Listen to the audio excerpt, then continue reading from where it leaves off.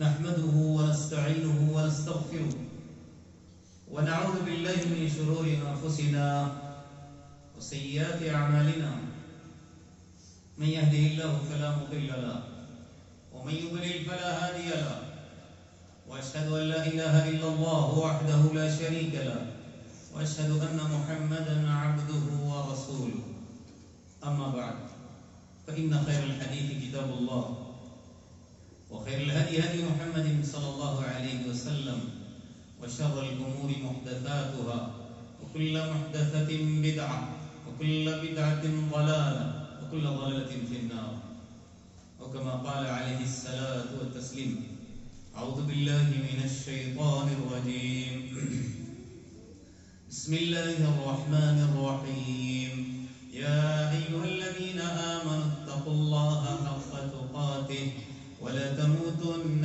إلا وأنتم مسلمون يا أيها الناس اتقوا ربكم الذي خلقكم من نفس واحدة وخلق منها زوجها وبث منهما رجالا كثيرا ونساء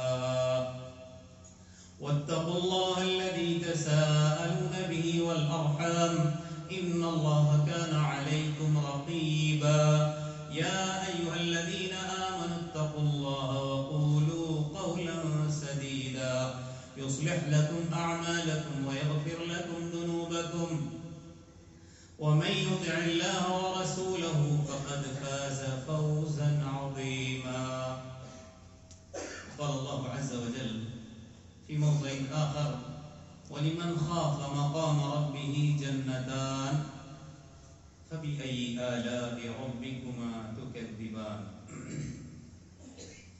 رب اشرح لي صدري ويسر لي أمري واحلل عقدة من لساني يفقهوا قولي ربي زدني علما سبحانك لا علم لنا إلا ما علمتنا إنك أنت العليم الحكيم ربي يسر ولا تعسر وتمم بالخير حاضرین جمعہ، اسلامی ماؤں بہنوں اور پیارے بچوں، تمام قسم کی بڑائی، بزرگی، حمد و ثنا، عظمت و جلالت، شان و شوکت ایک اللہ وحدہ لا شریک کے لیے ہی لائق اور زیبا ہے، جو کہ اس ساری کائنات کا تنہا خالق، مالک، مدبر ہے۔ بعدہ درود ہو، سلام ہو تمام انبیاء علیہ السلام پر، خصوصاً سارے نبیوں کے سردار حضرت محمد صلی اللہ علیہ وسلم پر، آپ کے اصحاب، تابعین اور تبع تابعین پر۔ اس مختصر سی حمد کے بعد میں نے آپ حضرات کے سامنے سورہ رحمان کی ایک آیت بطور عنوان پیش کی۔ انشاءاللہ آج کی اس جمعہ کی محفل میں یا خطبہ جمعہ کے اندر جو بات میں آپ کے سامنے عرض کروں گا، اسی آیت کی روشنی میں اللہ کا خوف، اللہ کا ڈر کیا ہے، کس طرح مجھ کو آپ کو اللہ سے ڈرنا ہے، اور کون ہوتے ہیں جن کے دلوں کے اندر اللہ کا حقیقی خوف ہوتا ہے، اس کے فضائل کیا ہیں، تھوڑی سی باتیں انشاءاللہ آپ کے گوش گزار کرنے کی کوشش کروں گا۔ اللہ تبارک و تعالیٰ سے دعا ہے جتنی باتیں میں کہوں، سب سے پہلے اللہ تبارک و تعالیٰ ان باتوں پر مجھے عمل پیرا کرے، اور ساتھ میں آپ حضرات کو بھی آمین یا رب العالمین۔ حضرات، جو آیت میں نے آپ کے سامنے بھی تلاوت کی سورہ رحمان کی، اللہ تبارک و تعالیٰ فرماتا ہے اس آیت کریمہ کے اندر وَلِمَنْ خَافَ مَقَامَ رَبِّهِ، وہ لوگ جو اپنے رب کے سامنے کھڑے ہونے کے لیے ڈر رہے یا ڈرتے ہیں، جنتان، اللہ تبارک و تعالیٰ کہتا ہے ان کے لیے کتنی جنتیں ہیں؟ دو جنتیں۔ آگے کہتا ہے فَبِأَيِّ آلَاءِ رَبِّكُمَا تُكَذِّبَانِ، اللہ کی کون سی جو نعمتیں ہیں جس کو تم جھٹلاؤ گے۔ بے پناہ اللہ تبارک و تعالیٰ کی رحمتیں اور نعمتیں مجھ کو اور آپ کو ملی ہیں، تو کون سی نعمتوں کو تم اللہ تبارک و تعالیٰ نے جو بات یہاں پر عرض کی ہے، مفسرین اس کی تشریح کرتے ہوئے فرماتے ہیں کہ جو اپنے رب کے سامنے کھڑا ہونے سے ڈرے، کیا مطلب ہے؟ روز قیامت کا جو دن آنے والا ہے، جتنے بھی مومنین ہیں، جتنے بھی مسلمان ہیں، سب کا اس بات پر یقین ہے کہ مرنے کے بعد دوبارہ ہم اٹھائے جائیں گے اور سب کو اللہ کے سامنے کیا ہونا ہے؟ کھڑے ہونا ہے۔ تو اس دن کے کھڑا ہونے سے جو انسان ڈرتا ہے، اللہ تبارک و تعالیٰ اس کے لیے دو جنتوں کا اعلان کرتا ہے۔ جنتیں جو دو اللہ تبارک و تعالیٰ نے یہاں بیان کی ہیں، مفسرین نے کہا ہے 2 جنتیں سونے کی بھی ہیں اور 2 جنتیں چاندی کی بھی۔ بعض لوگ کہتے ہیں جن کے دل کے اندر اعلیٰ درجے کا خوف ہوگا، ان کو جو 2 جنتیں ملیں گی وہ سونے کی ہوں، اور جو یعنی وسطی درمیانی درجے کا، جس کے دل کے اندر اللہ کا خوف اور ڈر ہوگا، اس کو چاندی کی جنتیں اللہ تبارک و تعالیٰ عطا کرے گا۔ ابن کثیر رحمۃ اللہ علیہ نے 2 لوگوں کا ذکر کیا ہے، مقربین اور اہل یمین۔ مقربین جو کہ اللہ تبارک و تعالیٰ کے بہت ہی زیادہ قریبی ہیں، ان کو جو جنتیں 2 ملیں گی وہ کون سی ہوں گی؟ سونے کی ہوں گی۔ اور جو اہل یمین ہوں گے یا اصحاب الیمین جن کو کہا جاتا ہے، ان کو چاندی کی۔ کیا مطلب ہے یہاں پر؟ چاندی کی جنتیں اور پھر سونے کی جنتیں، یعنی جتنے بھی برتن ہوں گی، جتنی بھی چیزیں ہوں گی، ان 2 جنتوں کے اندر جن کو مقربین حاصل کریں گے یا زیادہ تقوی والے حاصل کریں گے، جن کے دلوں کے اندر بہت زیادہ اعلیٰ درجے کا خوف ہوگا، ساری کی ساری اس جنت کے اندر چیزیں کیا ہوں گی؟ سونے کی ہوں گی۔ اور دوسرے درجے پر جو کہ یمین، اہل یمین جن کے بارے میں اللہ تبارک و تعالیٰ نے کہا ہے، ان کو چاندی کی، یعنی اس کے اندر سارے قسم کے برتن، لباس، ہر قسم کی چیزیں وہ کس چیز کی ہوں گی؟ چاندی کی ہوں گی۔ یہ اللہ کی طرف سے ملنے والی بہت بڑی نعمت ہے، لیکن کب؟ جس کے دل کے اندر اللہ کا ڈر ہوگا۔ یہ بھی در حقیقت اللہ تبارک و تعالیٰ کا جو ڈر ہے یہ عبادت ہے۔ ہم اس کو بہت ہلکا سمجھتے ہیں۔ اللہ کا جو ڈر ہوتا ہے نا، یہ بھی اللہ کی ایک قسم کی عبادت ہے۔ جس دل کے اندر اللہ کا ڈر ہوگا، جس دل کے اندر اللہ کا خوف ہوگا، خشیت ہوگی، وہ ہر کام کرنے کے لیے کئی دفعہ سوچے گا۔ اچھا کام کرنے کے لیے بھی انسان سوچتا ہے، اور برا کام کرنے کے لیے تو کئی دفعہ سوچے گا۔ کیوں؟ دل کے اندر اللہ کا خوف ہونے کی وجہ سے یہ جو میں کام کر رہا ہوں، کہیں اس پر اللہ تبارک و تعالیٰ میری پکڑ تو نہیں کرے گا، گرفت تو نہیں کرے گا۔ در حقیقت اللہ کے ڈر کا نام ہی کیا ہے؟ اللہ کی گرفت، اللہ کی پکڑ، اللہ کے عذاب سے ڈرنا ہے۔ خوف الہی کیا ہے؟ قبر کے عذاب سے ڈرنے کا نام۔ خوف الہی کیا ہے؟ خشیت الہی کیا ہے؟ آخرت کے دن سے ڈرنے کا نام، جہنم کی عذاب سے ڈرنے کا نام۔ مرتے وقت اللہ حفاظت فرمائے کہیں میرا اور آپ کا ایمان نہ چھن جائے، اس سے ڈرنے کا نام کیا ہے؟ خوف الہی۔ پھونک پھونک کر قدم رکھنے کا نام یہ خوف الہی ہے۔ اللہ کے رسول صلی اللہ علیہ وسلم نے ایک دعا سکھائی، کوئی بھی ہم کام کریں اگر اللہ کا ڈر ہوگا نا، اس پر میرے لیے اور آپ کے لیے انعامات ہی انعامات ہیں، فضائل ہی فضائل ہیں۔ ایک آدمی آتا ہے اپنے بستر پر سونے کے لیے، ویسے بہت ساری سونے کی دعائیں ہم جانتے ہیں، لیکن سوتے وقت اگر ہم آ کر یہ دعا پڑھتے ہیں یا یہ دعا کہتے ہیں کہ اللہم قنی عذابک یوم تبعث عبادک، اے اللہ مجھے آخرت کے عذاب سے، آخرت کی ہولناکیوں سے بچانا، جس دن تو سارے بندوں کو اپنے کیا کرے گا؟ اٹھائے گا، یعنی روز محشر جو اس کی ہولناکیاں ہیں، اس ہولناکیوں سے اللہ تو میری حفاظت فرما۔ یہ کہہ کر آدمی بستر پر لیٹتا ہے، صبح تک جو اس کی نیند تو ہو جاتی ہے، یہ عبادت میں شمار کیا جاتا ہے۔ کون سی عبادت؟ خوف الہی والی۔ اللہ تبارک و تعالیٰ نے قرآن کے اندر ایسا منظر کھینچا ہے، ایسا نقشہ کھینچا ہے، جن کے دلوں کے اندر اللہ کا خوف ہوتا ہے، اس کے تعلق سے سورہ معارج ہم پڑھتے رہتے ہیں۔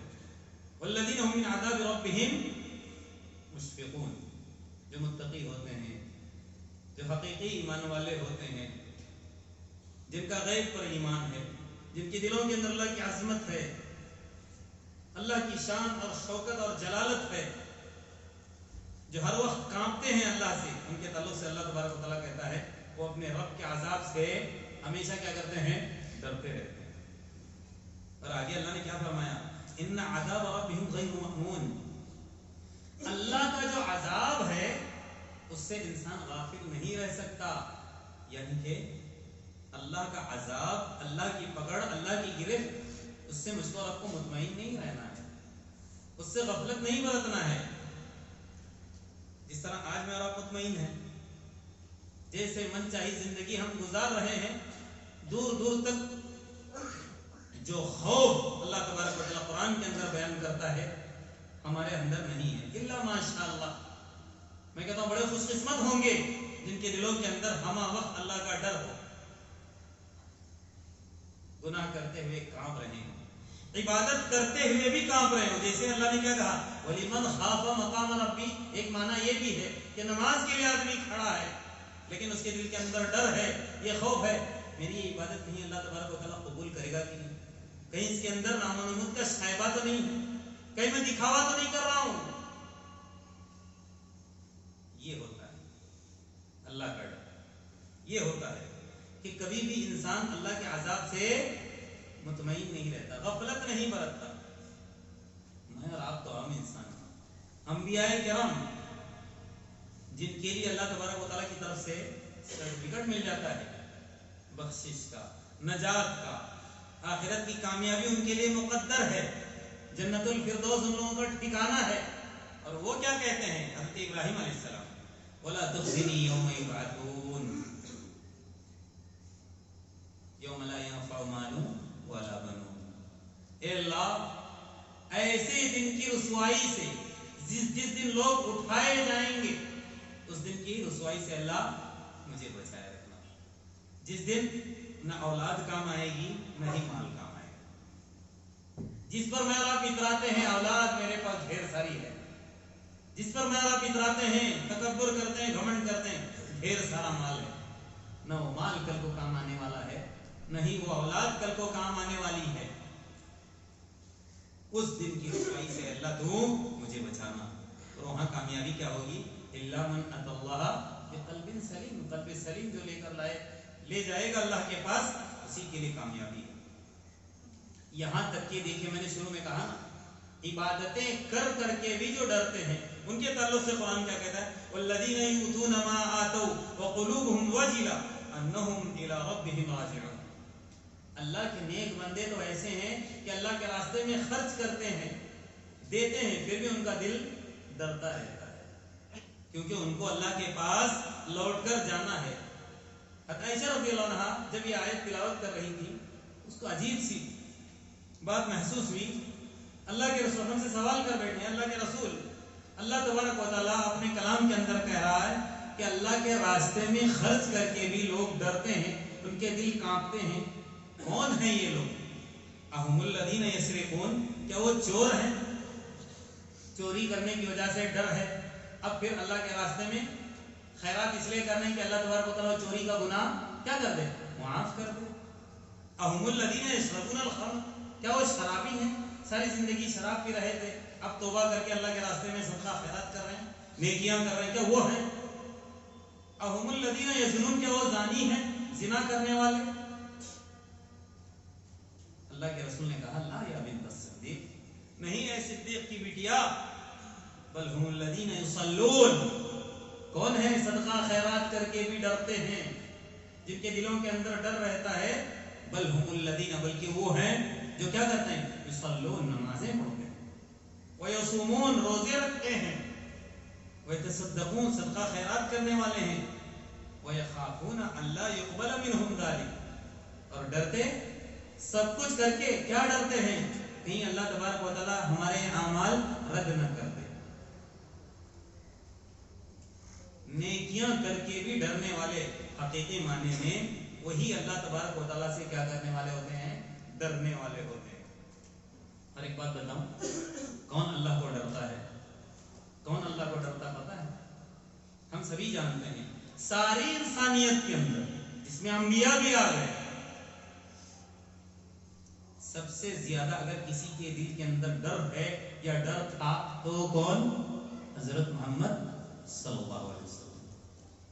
آپ صلی اللہ علیہ وسلم سے بڑا متقی، آپ صلی اللہ علیہ وسلم سے بڑا کوئی اللہ سے ڈرنے والا نہ کوئی آیا ہے اور نہ کوئی آ سکتا۔ کیا وجہ ہے پتہ ہے؟ کیوں ہے اللہ کے رسول صلی اللہ علیہ وسلم کے دل کے اندر سب سے زیادہ ڈر؟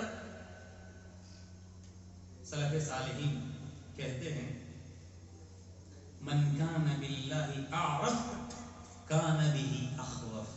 کیا مطلب ہے؟ جو اللہ تبارک و تعالیٰ کو زیادہ پہچانتا ہے، جس کو اللہ تبارک و تعالیٰ کی معرفت زیادہ ہے، جو اللہ کی توحید سے واقف ہے، جو اللہ کی ربوبیت سے واقف ہے، جو اللہ کے اسماء و صفات سے واقف ہے، جو اللہ کی جلالت، عظمت، شان، شوکت، تمام اللہ کی طاقت اور کبریائی سے واقف ہے، وہی سب سے زیادہ اللہ سے ڈرنے والا ہے۔ اور یہ باتیں سب سے زیادہ جاننے والے کون؟ حضرت محمد صلی اللہ علیہ وسلم۔ آپ سے بڑھ کر کوئی اللہ کی توحید کو جاننے والا، اللہ کی ربوبیت، اللہ کی اسماء و صفات کو جاننے والا نہیں۔ تو لہذا قرآن بھی کیا کہتا ہے کہ کون اللہ سے زیادہ ڈرتے ہیں؟ یہ تو میں نے سلف صالحین کا قول نقل کیا ہے۔ قرآن کیا کہتا ہے؟ انما یخشی اللہ من عبادہ العلماء۔ سب سے زیادہ اگر کوئی اللہ سے ڈرتا ہے اللہ کے بندوں میں تو وہ کون ہوتے ہیں؟ علماء ہوتے ہیں۔ کون ہے علماء؟ کون ہے علماء؟ ہم علماء کہتے ہی ہمارا دھیان ادھر ادھر چلا جاتا ہے۔ دنیا کے اندر بہت سارے علماء ہیں۔ کون سے علماء ہیں؟ جو حقیقت میں اللہ کی امانت کو امانت کے ساتھ پہنچانے والے، اللہ کی امانت کے اندر خیانت کرنے والے نہیں، اللہ کے کلام کے اندر ہیرا پھیری کرنے والے نہیں، اس کی تعویلات کرنے والے نہیں، احادیث کے اندر ہیرا پھیری کرنے والے نہیں، بلکہ اس کو امانت کے ساتھ پہنچانے والے،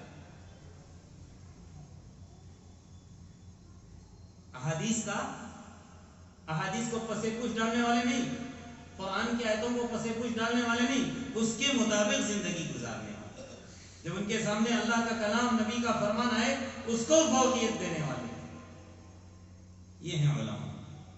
اور ان کے اندر ہی اللہ کا حقیقت میں کیا ہوتا ہے؟ ڈر ہوتا ہے۔ قرآن کہتا ہے سب سے زیادہ ڈرنے والے کون ہیں؟ اللہ تبارک و تعالیٰ کو علماء ہوتے ہیں۔ اسی لیے اللہ تبارک و تعالیٰ نے انبیاء کو بھی کیا کہا؟ فَعْلَمْ، پہلے جان لو، أَنَّهُ لَا إِلَهَ إِلَّا اللَّهُ۔ جس بات کا تم کو علم حاصل کرنا ہے وہ کیا ہے؟ کہ اللہ کے علاوہ کوئی حقیقی معبود، حقیقی مسجود نہیں ہے۔ عبادت کے اگر کوئی لائق ذات ہے تو وہ کون ہے؟ اللہ تبارک و تعالیٰ۔ عالم ہو کر یا پڑھا لکھا ہو کر اللہ کی شریعت کے اندر اگر ہیرا پھیری کرتا ہے یا قرآن کی آیات کے اندر تعویلات کرتا ہے یا بدعات کے اندر ملوث ہے، شرک کے اندر ملوث ہے، تو وہ حقیقی عالم نہیں ہو سکتا۔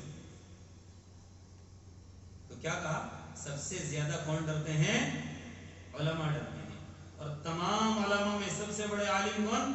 حضرت محمد صلی اللہ علیہ وسلم، جن کو آسمان سے سرٹیفکیٹ ملا تھا کس بات کا؟ لِيَغْفِرَ لَكَ اللَّهُ مَا تَقَدَّمَ مِن ذَنبِكَ وَمَا تَأَخَّرَ۔ آپ کے اگلے پچھلے سارے گناہ معاف، اے نبی، ساری گناہیں معاف۔ اللہ تبارک و تعالیٰ کی طرف سے ہونے کے باوجود ساری رات کیا کرتے تھے؟ عبادت کرتے تھے۔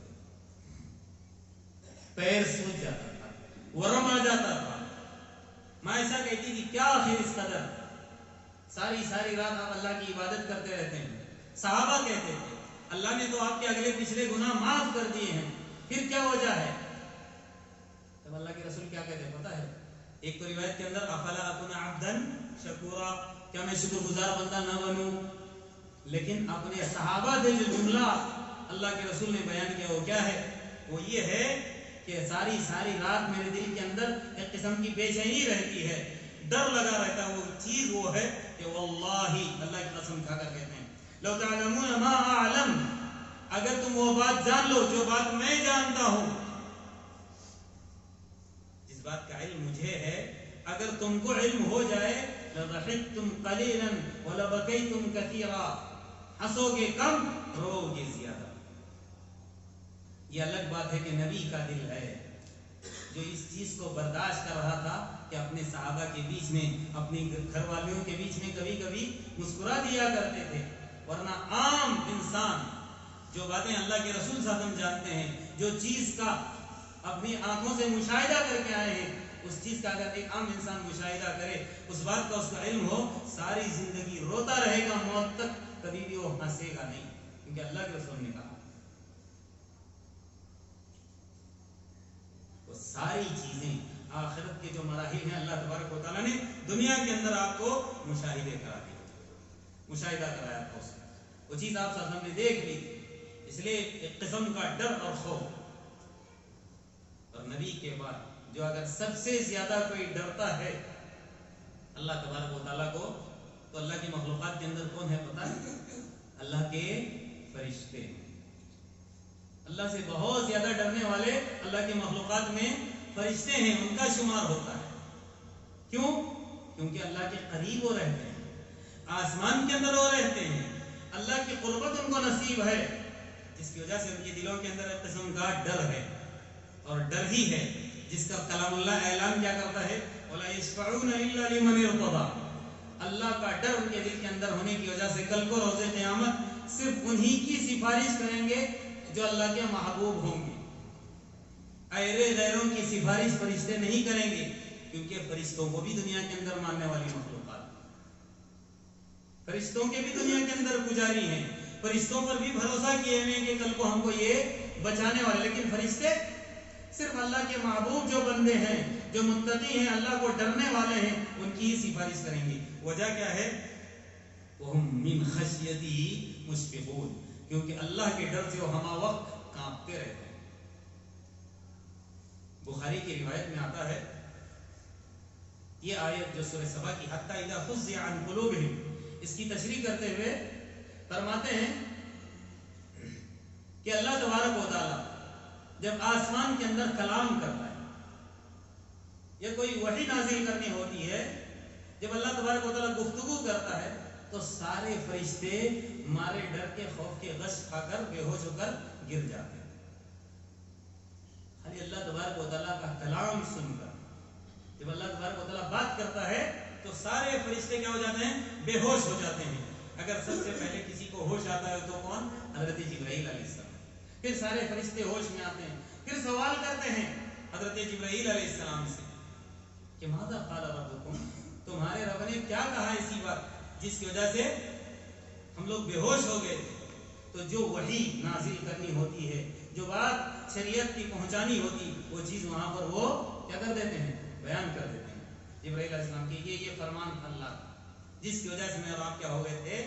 غش کھا کر گر گئے تھے.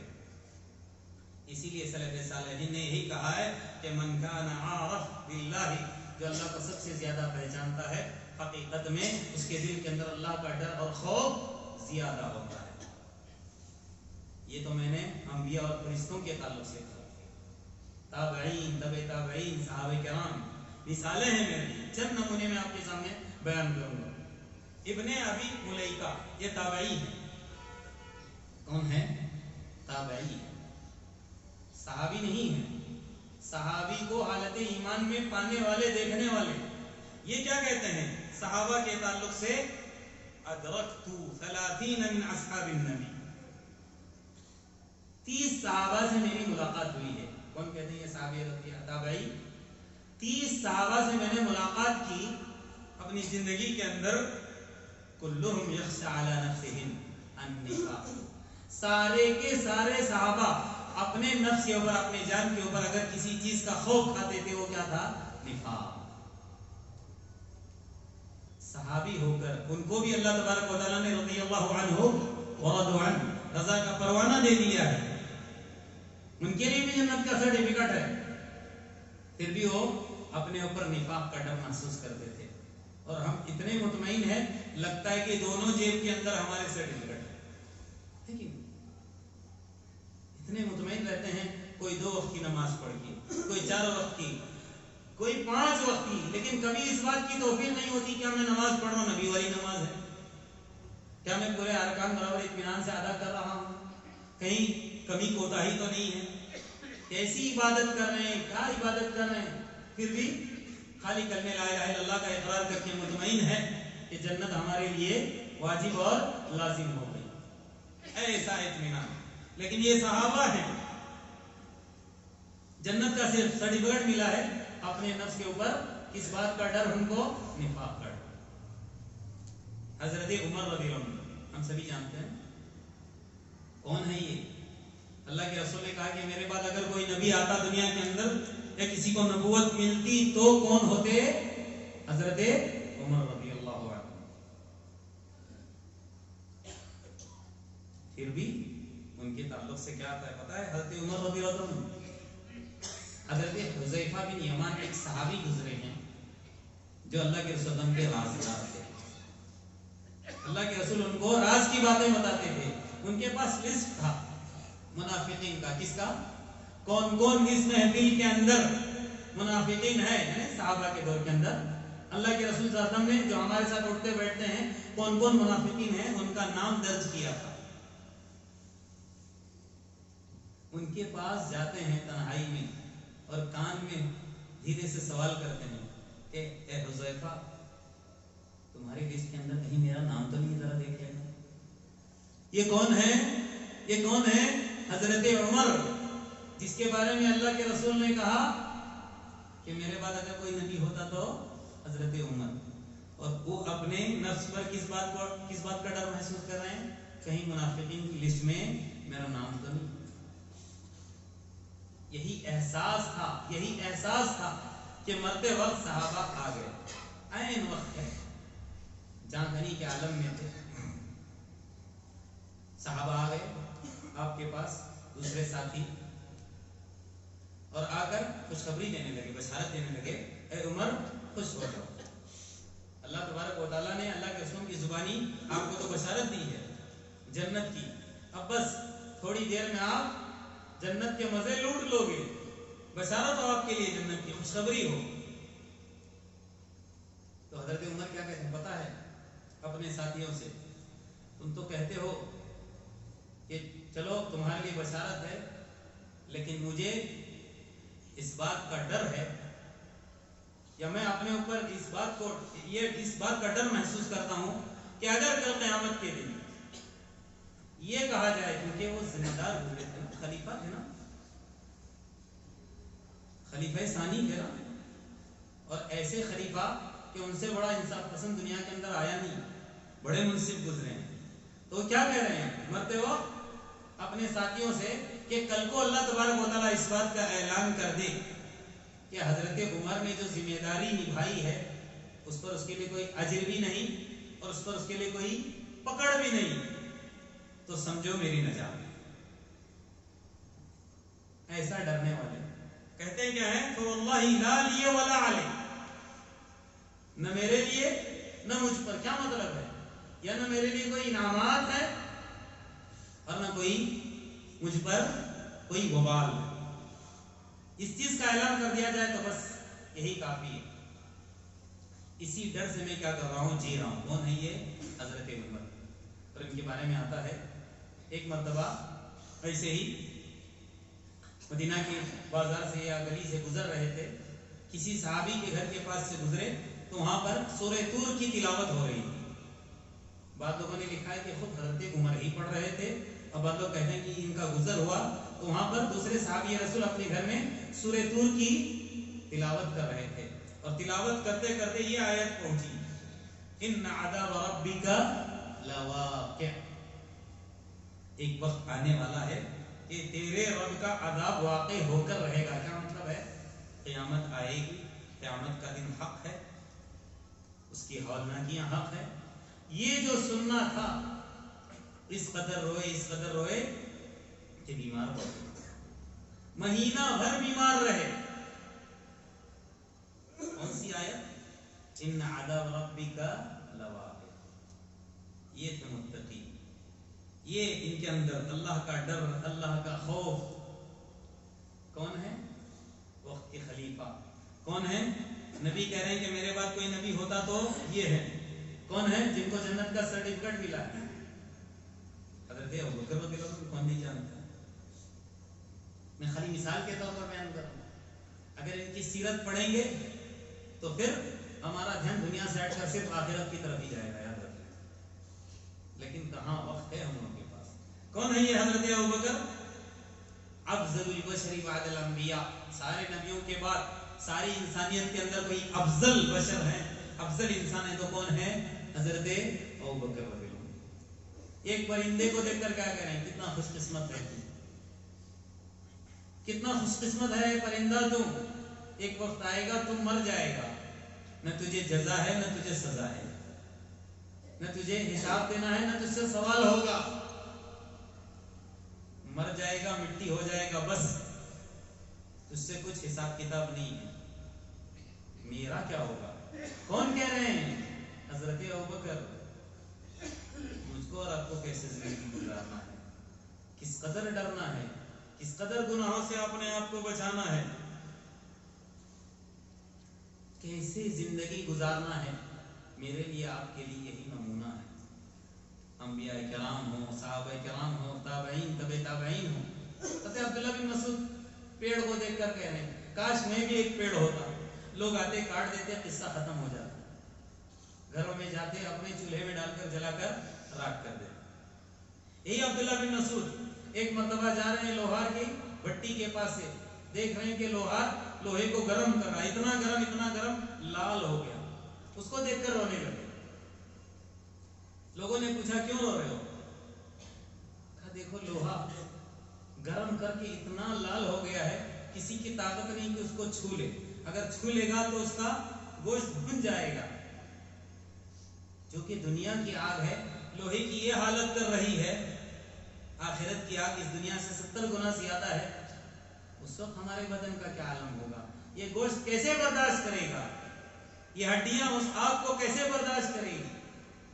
یہ خوف ایک کبھی ان کے دلوں کے اندر تھی۔ اسی لیے تو اعلان ہے نا کہ 7 قسم کے لوگ کل اللہ کے عرش کے سائے تلے ہوں گے۔ اس میں سے ایک انسان یہ بھی ہوگا تنہائی میں، لوگوں کے سامنے نہیں، تنہائی کے اندر اللہ کو ڈر کر روتا ہے، اپنی آنکھوں سے آنسو نکالتا ہے، اس کے لیے ہے اعلان۔ اور اللہ کے رسول صلی اللہ علیہ وسلم کی حدیث ہے، حدیث قدسی ہے، اللہ تبارک و تعالیٰ کیا اپنی قسم کھا کر، اپنی عزت کی قسم کھا کر کہتا ہے عزتی و جلالی، میرے عزت اور میرے جلال کی قسم، لا اجمع علی عبدی، میں میرے بندے کے پاس 2 چیزیں جمع نہیں کرتا، علی عبدی خوفین، 2 خوف جمع نہیں کرتا۔ 2 خوف کون کون سا ہے؟ فرماتے ہیں اللہ کے رسول صلی اللہ علیہ وسلم ولا اجمع له امنین، 2 امن اور 2 خوف میں ایک ساتھ جمع نہیں کرتا۔ کیا مطلب ہے اس کا؟ آگے فرماتے ہیں اذا امننی فی الدنیا اخفته یوم القیامہ، جب انسان دنیا کے اندر مجھے نہیں ڈرے گا، غفلت کی زندگی گزارے گا، اطمینان والی زندگی گزارے گا، اس کے دل کے اندر میرا خوف نہیں ہوگا، دنیا کے اندر لگا رہے گا، اخفته یوم القیامہ، آخرت کے اندر اس کے دل کے اندر میرا ڈر رہے گا، وہاں میں اس کو ڈراؤں گا، وہاں میں اس کو تکلیف دوں گا۔ اور اس کے بالعکس کہتے ہیں اذا خافنی فی الدنیا، جب دنیا کے اندر مجھے ڈر کر جیے گا، امنتہ یوم القیامہ، آخرت کے اندر اس کو میں امن دوں گا۔ یعنی 2 خوف 2 امن کا مطلب کیا ہے؟ دنیا کے اندر رہ کر خالی خوف ہی خوف یہ بھی نہیں، دنیا کے اندر رہ کر خالی امن ہی امن یہ بھی نہیں، دنیا کے اندر رہ کر آخرت کا ڈر، اللہ کا ڈر رہے گا، آخرت کے اندر اطمینان ہے۔ دنیا کے اندر اطمینان ہے، اللہ کا ڈر ہمارے دلوں کے اندر نہیں ہے، تو پھر آخرت کے اندر یہ خوف اللہ کا ستائے گا، انسان کو پریشان کرے گا۔ اور ایک واقعہ بارہا ہم سنتے ہیں، اور شروع میں نے جو کہا نا وَلِمَنْ خَافَ مَقَامَ رَبِّهِ، ابن کثیر رحمۃ اللہ علیہ نے اس شخص کے حوالے سے شان نزول لکھا ہے کہ ایک آدمی ایسا گزرا ہے جس کے دل کے اندر ایسا ڈر، اس کی توبہ بھی اللہ تبارک و تعالیٰ نے قبول کی تھی، تو وہ بات اپنے بچوں سے کہنے سے پہلے اللہ تبارک و تعالیٰ سے اس نے توبہ کر لی تھی۔ وہ یہ تھی، اپنے بچوں سے یہ وصیت کی کہ میرے بچوں، میں نے بہت سارے گناہ کیے ہیں، اللہ کی بہت نافرمانی کی ہے، جب میں مر جاؤں تو کیا کرنا، مجھے جلا دینا اور راکھ سارے ہوا کے اندر بکھیر دینا، تاکہ اللہ مجھے ڈھونڈ نہ پائے، اللہ مجھے تلاش نہ کر پائے۔ سبحان اللہ، یہ چیز اللہ تبارک و تعالیٰ کو اتنی پسند آتی ہے، جیسے بچوں کو اس نے وصیت کی تھی، بچے ویسے ہی کرتے ہیں، مرنے کے بعد اس کو جلا کر راکھ کر دیتے ہیں اور راکھ ہوا میں اڑاتے ہیں۔ اللہ اس ساری راکھ کو جمع کر کے اس کو پھر دوبارہ زندگی دے کر سوال کرتا ہے، میرے بندے تو نے ایسا کیوں کہا کہ میں تجھے تلاش نہ کرتا، اپنے بچوں سے اس طرح کی وصیت کیوں کی؟ ایک ہی جملہ اس کی زبان سے نکلتا ہے، مخافتک ربی، اے میرے رب تیرے ڈر کی وجہ سے یہ چیز میں نے اپنے بچوں سے کہی۔ یہ واقعہ بھی شان نزول کے اندر اس آیت کی کہ ایسوں کے لیے اللہ تبارک و تعالیٰ نے دو جنتوں کا اعلان کیا ہے، اور ایسوں کے لیے سونے کی جنت ہے۔